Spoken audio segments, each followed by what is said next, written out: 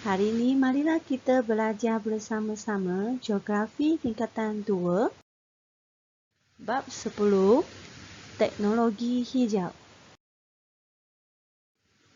Hasil pembelajaran untuk bab ini ialah, di akhir pembelajaran, pelajar dapat menyatakan konsep teknologi hijau, menerangkan ciri-ciri produk teknologi hijau, menunjukkan contoh produk teknologi hijau, membahaskan kepentingan teknologi hijau dan mencadangkan amalan berkonsepkan teknologi hijau.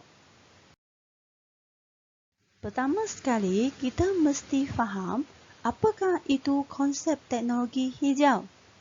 Teknologi hijau merupakan pembangunan produk, peralatan dan sistem untuk memelihara dan memulihara alam sekitar serta sumber semula jadi. Apakah perbezaan memelihara dan memulihara? Memelihara maksudnya menjaga dan melindungi sumber semula jadi daripada diterokai atau dirosakkan oleh manusia.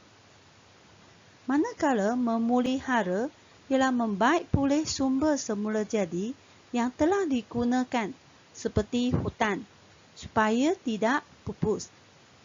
Jadi pelajar boleh beza tak antara memelihara dan memulihara? Memelihara ialah sebelum sumber itu diterokai. Kita mesti menjaga dia supaya dia tidak dirosakkan. Manakala memulihara ialah sumber tersebut telah dirosakkan, telah diterokai. Maka sekarang kita datang membaik pulihnya. Contohnya, hutan telah ditebang. Maka, apakah langkah memulihara? Kita boleh menanam pokok semula. Itu ialah langkahnya.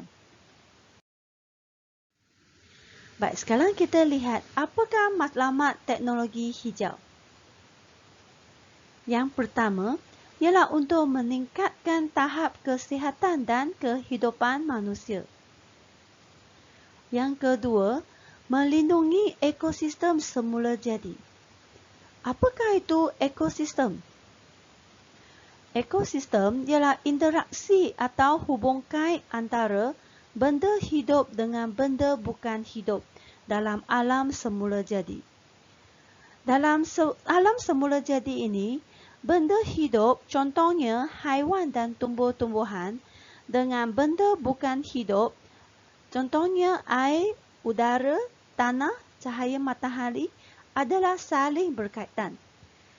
Jadi, salah satu daripadanya jika telah dirosakkan ataupun telah diterokai, maka ekosistem kita telah terjejas. Bab yang ketiga ialah mengurangkan impak negatif daripada aktiviti manusia. Contohnya pencemaran. Keempat, menjadi alternatif untuk menggalakkan perkembangan ekonomi. Alternatif itu maksudnya pilihan yang lain. Seterusnya kita lihat ciri-ciri produk teknologi hijau. Apakah kriteria untuk produk teknologi hijau? Yang pertama, dia ialah inovatif. Sebarang penghasilan produk telah melalui proses inovasi teknologi bagi menjaga keharmonian manusia dan persekitaran. Yang kedua, dia mesti mempunyai leka bentuk yang sesuai berdasarkan pengalaman lepas untuk membantu manusia. Yang ketiga, sumber bahan yang digunakan mesti merupakan sumber bahan yang boleh diperbaharui. Seterusnya, ialah piawaian kualiti produk haruslah menjadi ukuran penting dari segi penerimaan masyarakat. Maksudnya, produk yang dihasilkan mesti bersesuaian dengan kehendak masyarakat. Kriteria yang seterusnya ialah produk tersebut mesti mudah digunakan. Kerana teknologi ini dicipta ialah untuk kegunaan manusia. Kriteria yang seterusnya ialah selamat. Produk teknologi hijau yang dihasilkan mesti selamat digunakan dan menyediakan persekitaran yang sihat dan lebih baik kepada manusia. Selain itu, pembebasan gas rumah hijau yang rendah juga merupakan salah satu kriteria untuk produk teknologi hijau yang dihasilkan. Kita mesti mengurangkan pembebasan gas rumah hijau ke alam sekitar kita. Okey, ciri-ciri yang seterusnya ialah produk tersebut mesti meminimumkan kemerosotan alam sekitar. Baik. Selain itu, dia juga boleh menjimatkan penggunaan tenaga dan sumber bahan api. Baik, ciri-ciri yang terakhir ialah produk tersebut mesti bolehlah dikita semula.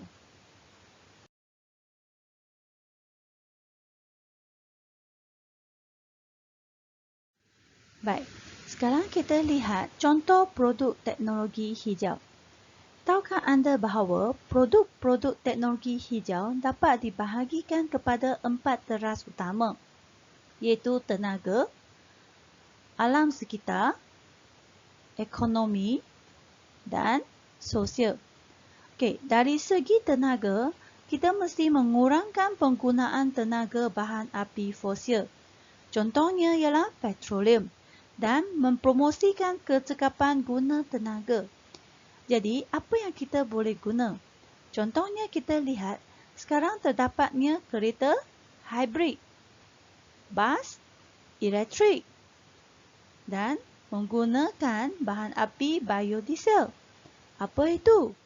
Okey, biodiesel merupakan bahan api diesel yang berasaskan minyak sayuran atau lemak haiwan. Okey, selain itu juga terdapat kenderaan yang menggunakan gas asli. Okey, seterusnya kita lihat alam sekitar. Okey, dengan penggunaan produk teknologi hijau, kesan kepada alam sekitar dapat diminimumkan. Contohnya, kita boleh menggunakan produk biodegradasi dan baja kompos. Okey, apa itu produk biodegradasi? Okey, produk ini sangat mesra alam kerana ia merupakan proses menguraikan sesuatu bahan melalui proses biologi menerusi ejen penguraian seperti mikrob, fungus dan proses kimia yang berlaku secara semula jadi. Dan dengan peluputan produk biodegradasi ini, dia dapat dijadikan sebagai baja kompos. Apa pula baja kompos? Baja kompos merupakan baja organik yang merupakan hasil peruputan sisa tanaman, sisa makanan dan najis ternakan. Okey, sekarang kita lihat dari segi ekonomi.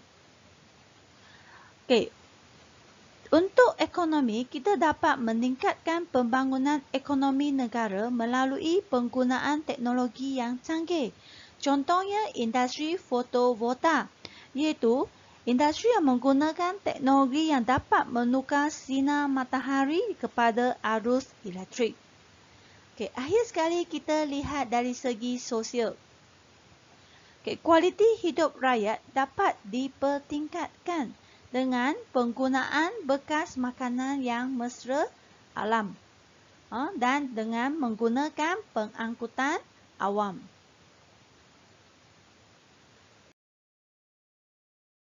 .4 Kepentingan teknologi hijau dari segi sosial. Pembangunan dan penggunaan teknologi hijau yang lebih meluas telah menyebabkan kualiti hidup masyarakat ditingkatkan. Kemudahan infrastruktur tempatan juga ditingkatkan. Keselesaan dan kesihatan manusia juga ditingkatkan. Kualiti udara juga ditingkatkan.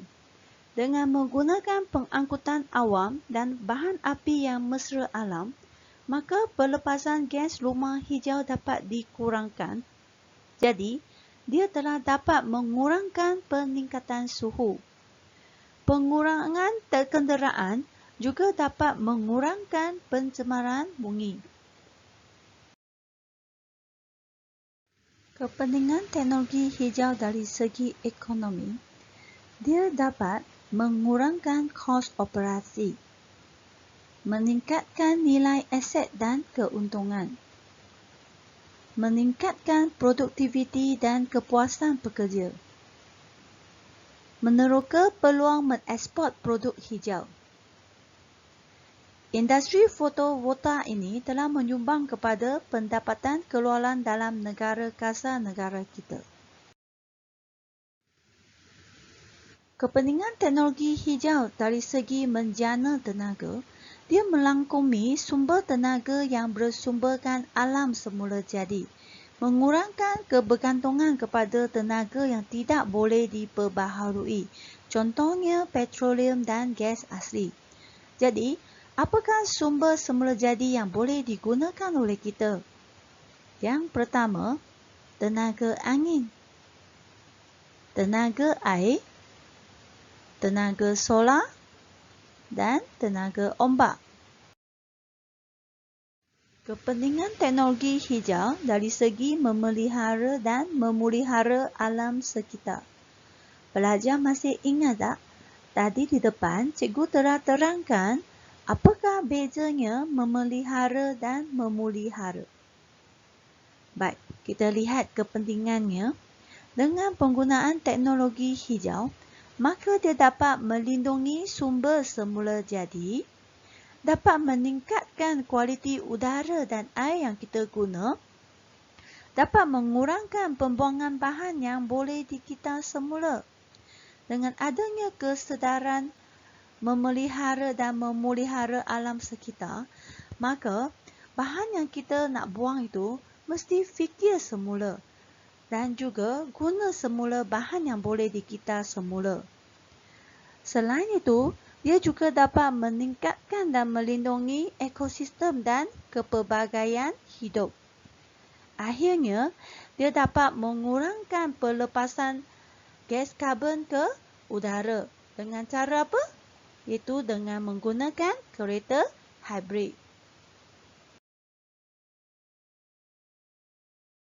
Baik. Seterusnya kita lihat amalan berkonsepkan teknologi hijau. Okey, di sini terdapat banyaknya amalannya. Contohnya, yang pertama, penjimatan tenaga, zon bebas asap rokok, perolehan produk hijau, pengangkutan, pengurangan sisa, penjimatan air, amalan 5R, perkhidmatan makanan, dan landscape.